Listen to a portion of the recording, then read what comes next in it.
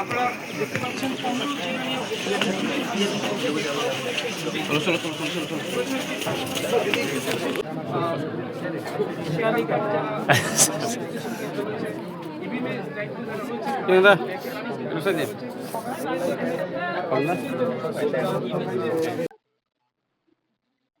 मतलब वोटिंग है, ये तो पहला बार नहीं, मैं तो पहले भी मंडे में 2 बार वोट कर चुका हूँ, ये तीसरा बार।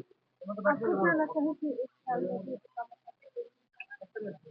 आशा तो यही है, अब पब्लिक डिसाइड करे, लेकिन आशा तो यही है कि हमारा जो अधिकार का जो फाइट है, वही जीतेगा।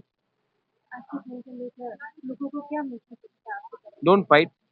मैं सुनता हूँ कहीं में कि बीजेपी, कांग्रेस, मोथा, सीपीएम फाइट कर रहा है। सच में बीजेपी, कांग्रेस, मोथा फाइट नहीं कर रहा है, तिपरासा तिपरासा से फाइट कर रहा है।